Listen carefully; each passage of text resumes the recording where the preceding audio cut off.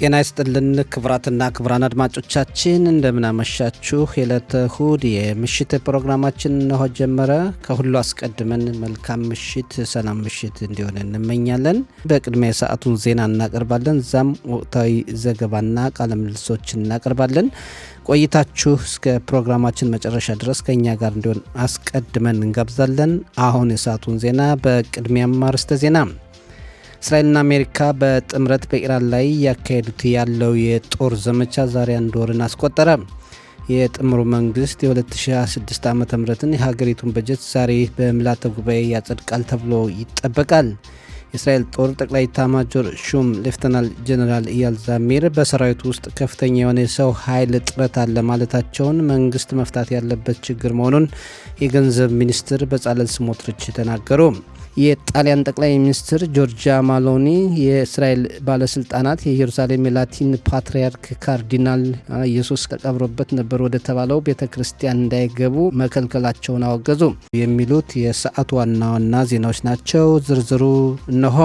እስራኤልና አሜሪካ በጋራ በኢራን ላይ ያካሄዱት ያለው የጦር ዘመቻ ዛሬ አንድ ወር አስቆጠረ። ሁለቱ ሀገራት በጥምረት የኢራንን ወታደራዊ ተቋማትና የብሔራዊ ዘቡን ይዞታዎች በአየርና ባህር ኃይል እያጠቁ ይገኛሉ። በኢራን ላይ የተካሄደ ያለው የጦር ዘመቻ በእስራኤል የአንበሳ ግሳት የሚል መጠሪያ ስም የተሰጠው መሆኑ ይታወቃል። በአሜሪካ በኩል ደግሞ ታላቅ ቁጣ መባሉ ይታወሳል። የዘመቻው ስም በሁለቱ ሀገራት አጠራር ልዩነት ቢኖረውም ዓላማው ግን አንድ ነው። የኢራን የኒውክሌር ማብለያዎችንና የረዥም ርቀት ተወንጫፊ ሚሳይሎችን እቅዶች ማስቀረት፣ በኢራን የመንግስት ለውጥ እንዲኖር ማድረግ እና ኢራን ሽብርተኛ ድርጅቶችን መርዳቷን ማስቆም መሆኑ ይታወቃል። በአንድ ወሩ ዘመቻ በኢራን ወታደራዊ ይዞታዎች ላይ ከፍተኛ አየር ድብደባ ተካሂዷል። በኢራን የባሊስቲክ ሚሳኤል ፋብሪካዎችና መጋዘኖች እንዲሁም የኒውክሌር ተቋማት ላይ እርምጃዎች ተወስደዋል ተብሏል። ይሁን እንጂ ጥቃቱ ምን ያክል የሚፈራውን ስጋት አስቀርቷል የሚለው ገና ሙሉ በሙሉ አልተረጋገጠም።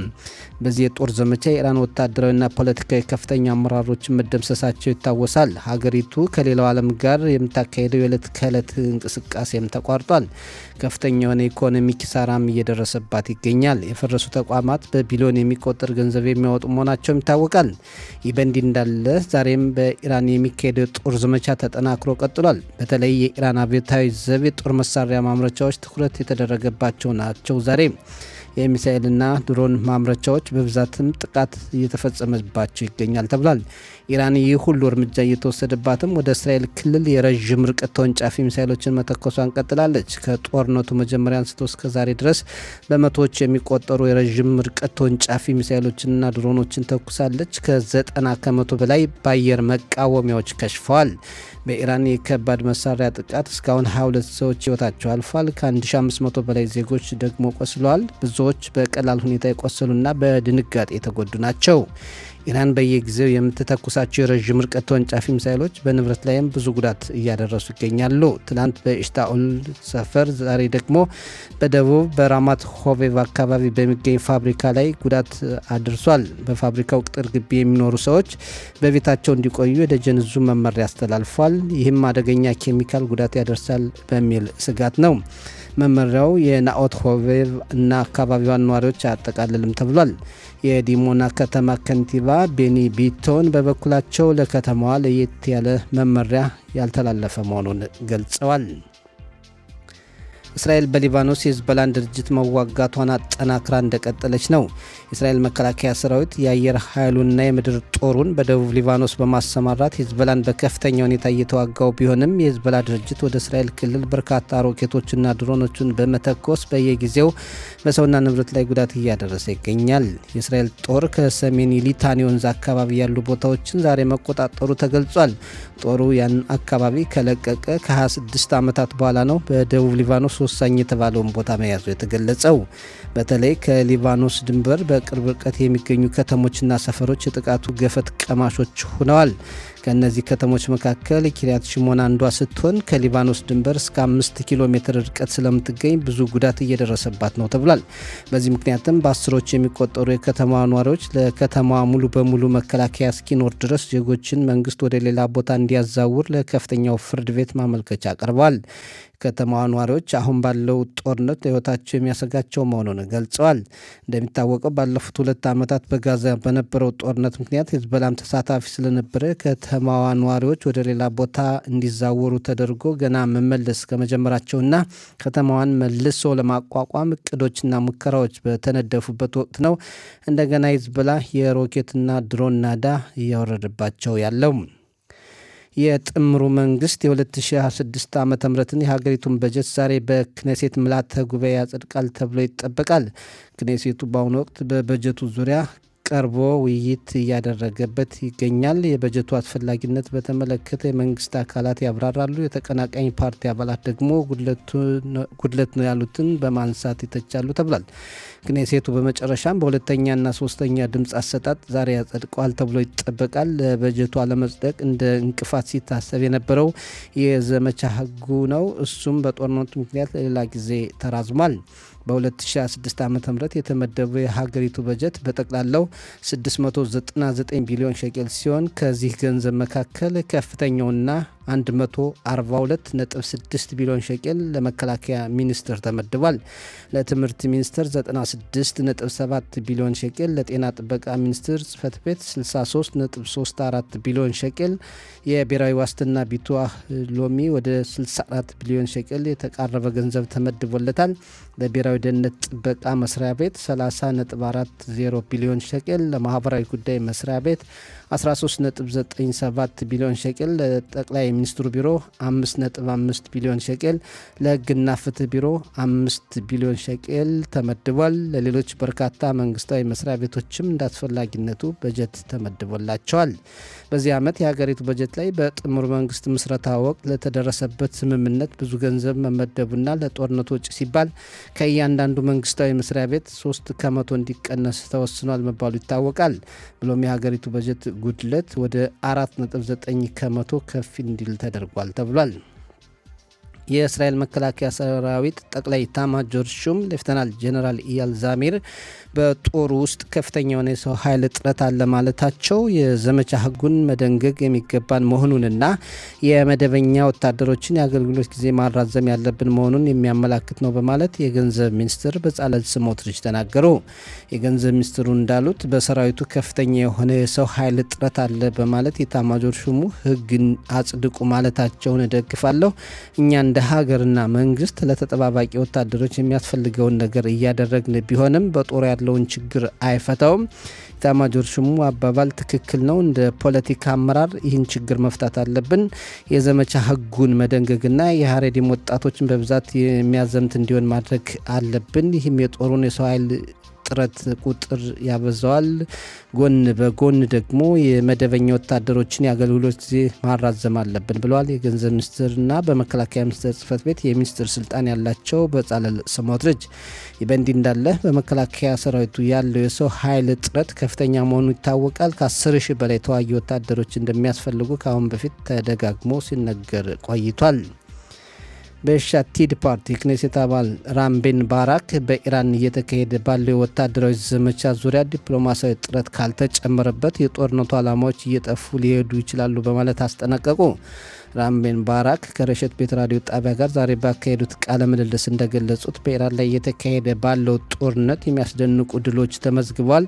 ግን መረዳት ያለብን ወታደራዊ ዘመቻ ብቻ ዲፕሎማሲያዊ ድልን አያመጣም። እንዲያውም ወታደራዊ ድሎች በዚያ እየተዋጡና እየጠፉ ይሄዳሉ። ኢራን እኛን አሰልቺ ወደ ሆነ የረዥም ጊዜ ጦርነት የማስገባት አቅም አላት። በየቀኑ 5 ሚሳኤሎች እየተኮሰች መቆየት ትችላለች። በአሰልቺ ጦርነት ውስጥ ሆነን ለብዙ ጊዜ መቆየት ሊከብደን ይችላል። ኢራናውያን ይህን በደንብ ጠንቅቀው ያውቃሉ። እያደረጉ ያሉትም ይህን ስለሆነ ከወታደራዊ ድሉ ባሻገር ዲፕሎማሲያዊ ጥረት መጨመር አለበት ብለዋል የክኔሴት አባል ራም ቤን ባራክ።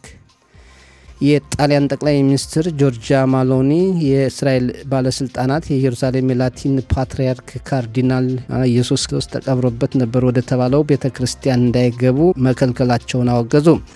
የጣሊያን ጠቅላይ ሚኒስትር ማሎኒ እንዳሉት በክርስትና እምነት ተከታዮች ዘንድ የፋሲካ በዓል ከመግባቱ በፊት ባለው እሁድ የሚጀምረው የክርስትና በዓል ሃይማኖታዊ ስርዓትን ለማድረግ ወደ ቤተ ክርስቲያኑ የሄዱት ፓትርያርኩ እንዳይገቡ መከልከላቸው በክርስትና እምነት ተከታዮች ላይ ብቻ ሳይሆን የሃይማኖት ነጻነትን በሚያውቅ በማንኛውም ማህበረሰብ ላይ ጉዳት የሚያመጣ ነው ብለዋል።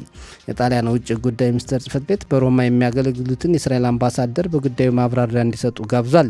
በፓትርያርኩ ዙሪያ ያሉ ሰዎች እንደሚገልጹት የእስራኤል ፖሊሶች የሃይማኖት መሪውን ወደ ቤተ ክርስቲያኗ እንዳይገቡ ያደረጉት ባለው የጦርነት ሁኔታ ሌሎች ምዕመናን በሌሉበት መካሄድ ስለነበረበት ነው ብለዋል።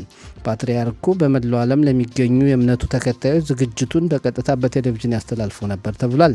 የእስራኤል ፖሊስ ሰራዊት በጉዳዩ በሰጠው ምላሽ አንበሳው ግሳት የተሰኘው ዘመቻ ከጀመረ ወዲህ በታሪካዊ የኢየሩሳሌም ክፍል ኢራቲካ የሚገኙ የእምነት ተቋማት እየተንቀሳቀሱ ያሉት የደጀን እዙ በሚያስተላልፈው መመሪያ መሰረት ነው። በተለይ የሚሳኤል መከላከያ በሌላቸው ቦታዎች ብዙ ጥንቃቄ ይደረጋል። የፓትርያርኩ ጥያቄ ትናንት ምሽት ነው የታየው። መግባት አይቻልም ተብለውም መልስ ተሰጥቷቸው ነበር ብሏል የእስራኤል ፖሊስ። ይህ በእንዲህ እንዳለ በኢየሩሳሌም ኢራቲካ በተባለው ቦታ ብዙ የሚሳኤል መከላከያዎች የሌሉ መሆኑ ይነገራል። በመጨረሻም የአየር ንብረት ትንበያ በነገው ዕለት አየሩ ቀዝቃዛማ ይሆናል። በሰሜንና ማዕከላዊ የሀገሪቱ ክፍሎች አልፎ አልፎ ይዘንባል ብለዋል የአየር ንብረት ትንበያ ባለሙያዎች። የነገው የሙቀት መጠን በዲግሪ ሴንቲግሬድ በኢየሩሳሌምና አካባቢው 14፣ በቴልአቪቭና አካባቢው 19፣ በኤርሸባና አካባቢው 18፣ በሀይፋና አካባቢው 19፣ በኤላትና አካባቢው 24 ዲግሪ ሴንቲግሬድ ይሆናል ብለዋል የዘርፉ ባለሙያዎች። የተከበራችሁ አድማጮቻችን ለሰዓቱ ያለን ዜና እዚህ ላይ አበቃ።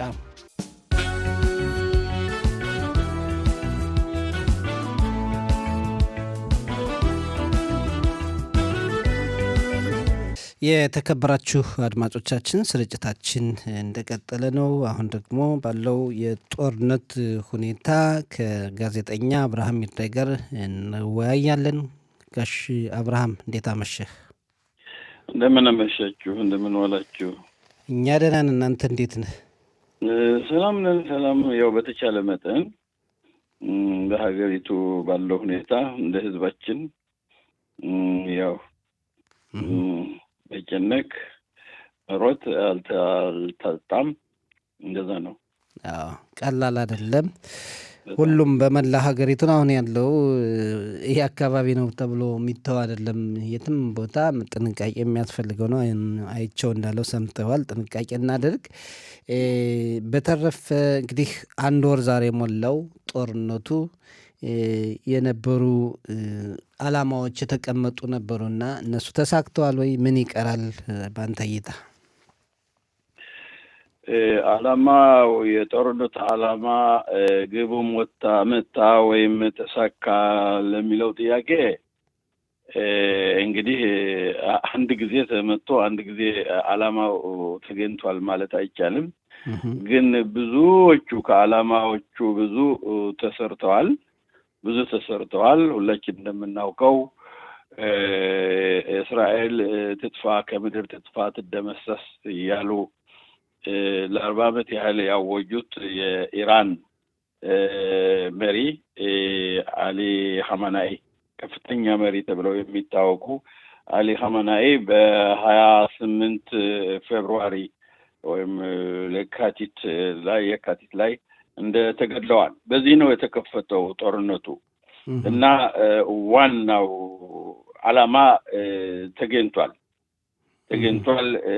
እኚህ መሪ ዝም ብለው እንደ ቤንያሚን ኔታንያሁ ጠቅላይ ሚኒስትር ወይም እንደ ዶናልድ ትራምፕ ፕሬዝዳንት አልነበሩም። መሪና የሃይማኖት መሪ በጣም የተከበሩና በጣም የሚፈሩ የተከበሩ ነበር በሀገሪቱ ህዝብ፣ በኢራን ሀገር ህዝብ እና እሳቸው ከተመቱ በኋላ እንግዲህ የሁሉ ሞራል ወድቋል፣ ተመቷል። እሳቸው ብቻ አይደለም እስከ 40 በላይ 48 ራሳቸው ተገድለዋል ነው የሚባለው። በዛን ቀን ጦርነቱ በተከፈተበት ቀን ቅዳሜ ቀን 28 ፌብሩዋሪ ወይም የካቲት ተገድለዋል እና መጀመሪያ ይሄን ነገር ህዝቡ አስደንግጧል። በጣም ለኛም አስደስቷል፣ ለህዝብ ለዛም አስደንግጧል። ከዛ ውስጥም በነገራችን ላይ የኢራን ህዝብ 80% ከእስራኤል ጋር ነው ቢባል ውሸት አይሆንም፣ ማጋነን አይሆንም በአጠቃላይ። ምክንያቱም ኢራን የእስራኤል ወዳጅ የታወቀች ወዳጅ ነበረች ድሮ።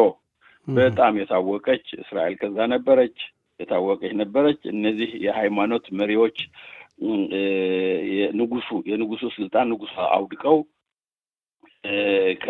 እስከያዟት ድረስ ማለት ነው። እና ስለማ ዓላማው ግቡ መታ ወይ ተሳካ ወይ ስለሚለው ጥያቄ ተሳክቷል፣ በጣም ተሳክቷል። ግን ኢራን ማለት ትልቅ ሀገር ነው። ከ100 ሚሊዮን በላይ ህዝብ ያላት ሀገር ናት። 40 ዓመት ያህል ከ1979 ጀምሮ 47 ዓመት ያህል እነሱ ለሀገር አላሰቡም፣ ለህዝባቸው አላሰቡም። ብቻ አደገኛ ሚሳኤል፣ አደገኛ አቶም ዓለም የሚያጠፋ መሳሪያ ለመስራት በዛ እየጣሩና ገንዘብ ሁሉ እዛ እያፈሰሱ ነበር። እዛ ነው ያፈሰሱት። ስለዚህ ይሄን ለማጥፋት ብዙ ጥረት ያስፈልጋል፣ ብዙ ነገር ያስፈልጋል። እና ባለፈው አመት እስራኤልና አሜሪካ የኒውክሌር አቶም ለመደምሰስ ደምስሰዋል። ብዙ ከሱ ደምስሰዋል። እንደሚታወቅ ሁሉ አሁንም እያደረጉ ናቸው። ከዛ በኋላ የቀረው ይኸው ወደኛ የሚተኮሰው ሚሳኤል ነው።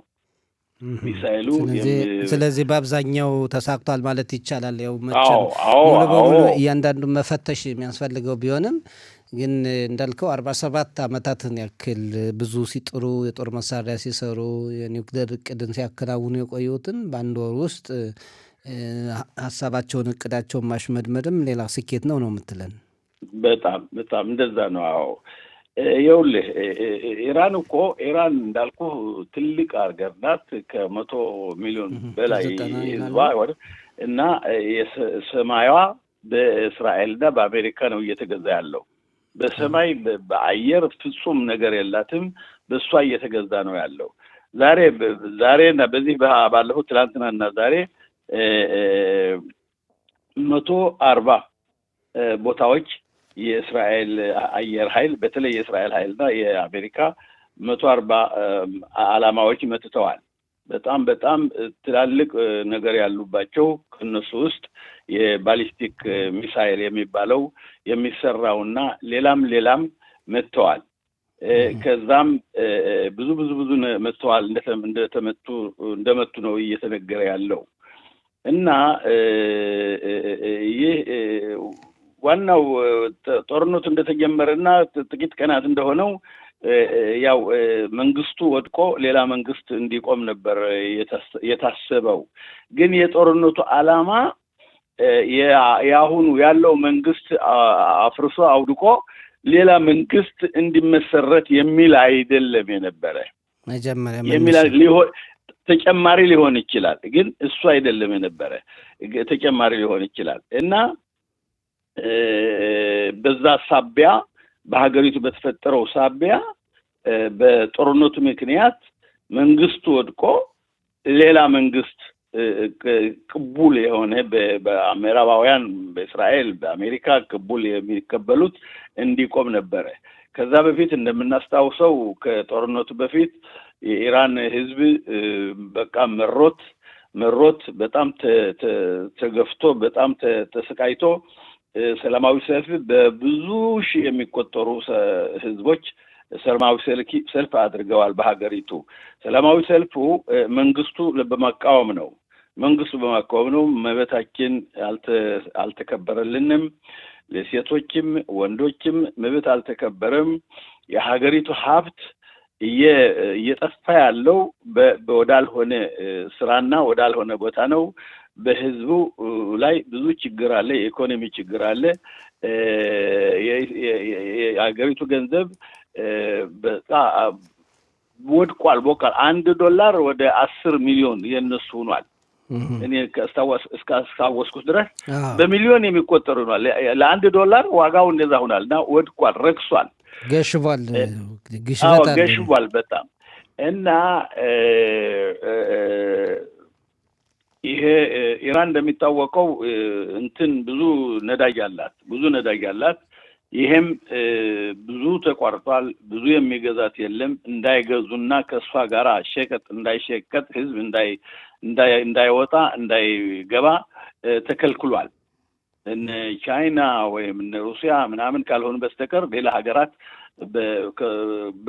ከሷ ጋር የሚነግዱና ገንዘብ የሚያስገቡ የሉም። ስለዚህ ጭንቀት ነው ያለው በኢራን። ከ3 ቀን በፊትም ያው የማነው የባህር ኃይል ዋና አዛዥ ተገድለዋል።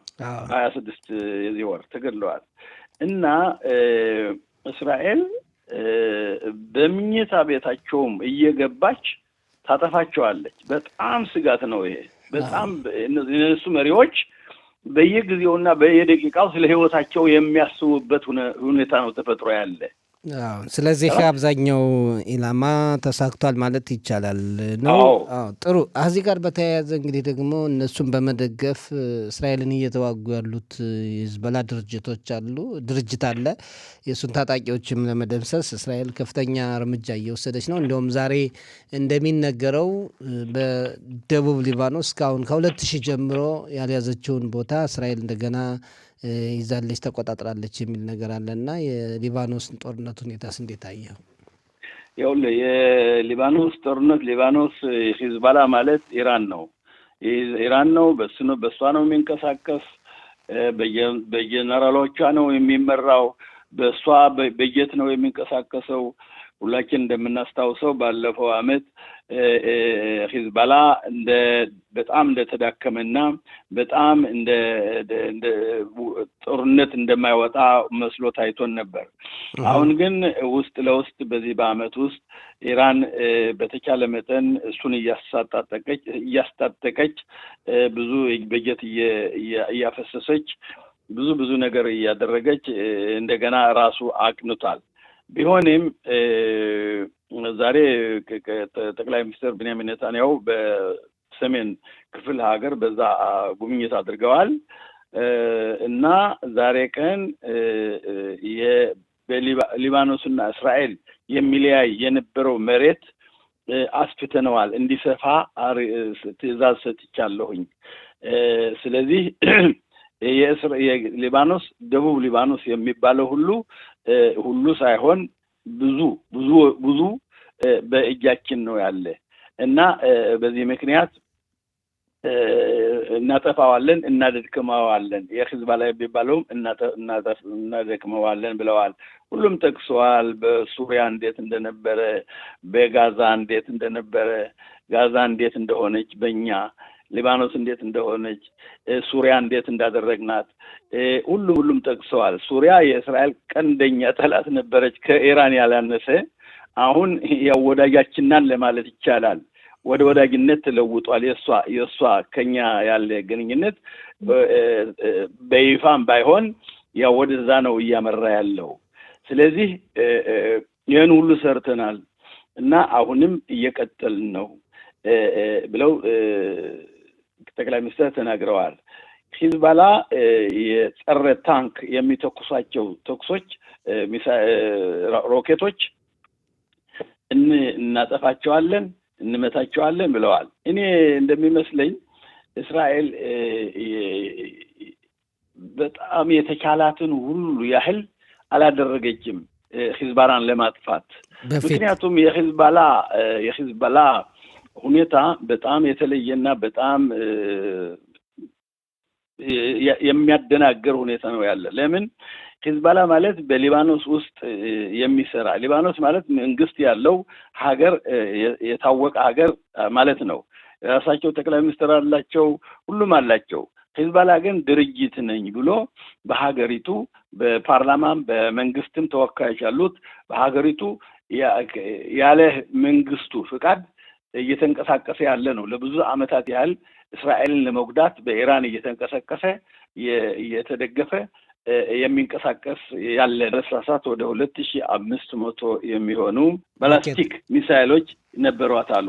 አሁን ግን በመቶ የሚቆጠሩ ናቸው ቀርቶ ያሉ። እነሱም ዛሬም ድረስ እየተመቱ ውለዋል። ዛሬ የእስራኤል አየር ኃይል ባለፉት 24 ሰዓታት እየመታ ነው ያለው። የኢራን ጦር መሳሪያ የሚሰራበት ሚሳይል የሚሰራበት ዋና የሚባሉ ቦታዎች እየመታች ውላለች፣ ትላንትናም ዛሬም። እና አሁን የመጨረሻ የሞት ጥረት ነው ኢራን እየተኮሰችው ያለችው እንጂ እስራኤል ለመጉዳት ብላ አይደለችም። የሞት ጥረት የምትተኩሰው ደግሞ እኛ የእስራኤል አየር ኃይል በኢራን ሲቪል አይመታም፣ ተራ ዜጋ አይመታም። እየመረጠ በመረጃ እየደረሰ የወታደራዊ ነገር የሆነ ሁሉ ነው የሚመታ፣ የወታደራዊ ቦታ ነው የሚመታ። እነሱ ግን ይኸውልህ ወደ ሁሉ ቦታ ወደኛ፣ ወደ ህፃናት፣ ወደ ሴቶች፣ ወደ ሰላማዊ ዜጎች እየተኮሱ ያሰቃዩናል። እና ተጠና አይደለም ሁሉን ያጠቃልል። እንደው የአየር መቃወሚያዎች ባይኖሩ ከሂዝቦላም ከኢራንም የሚተኮሱ ብዙ ጉዳት ያደርሱ ነበርና ሊደነቁ ይገባል። ከዚህ ጋር በተያያዘ እንደው ጋሽ አብርሃም ካለን ጊዜ አንጻር በህብረተሰቡ በኢኮኖሚው ላይ እያመጣለው ተጽዕኖ እንዴት ይታያል? በእስራኤል እንግዲህ ብዙ የኢኮኖሚ ክስረት አለ። በብዙ ቢሊዮን የሚቆጠር በቀን እየከሰረ ነው ያለው። ቢሆንም ያው እስራኤል ለዚህ አይነት ሁኔታ ዝግጁ ናት። ዝም ብሎ በአደጋ የመጣና ያልታሰበ ዝም ብሎ አይደለም። እቺ ሀገር የተመሰረተችው ለአደጋ ጊዜ ምን እንደሚያስፈልግ በገንዘብም በጦር መሳሪያም በሁሉም የተዘጋጀች ናት።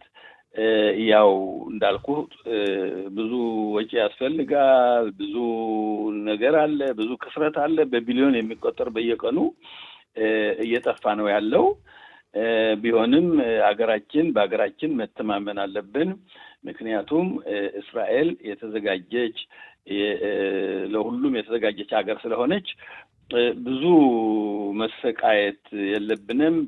በተለይ እነዚህ ቤቶቻቸው የሚጎዱ አገራቸው የሚጎዱ በብዙ ቢሊዮን የሚቆጠር ካሳ ነው እየካሰች የምትውለው። ዛሬ ተመቶ በዚህ ሀገር አንድ ቤት ወይም አንድ ሰፈር ዛሬ ተመቶ በነገታው ነው ገማሾች መጥተው የሚያዩት እንዴት እንደተጎዳ፣ ምን ክስረት እንደደረሰ፣ ኪሳራ እንደደረሰ እየዞሩ ነው የሚያዩት። እና እቺ ሀገር በጣም የተዘጋጀች በጣም ሱደረት የሆነች ሀገር ናት። ለአደጋ ጊዜ በጀት አላት።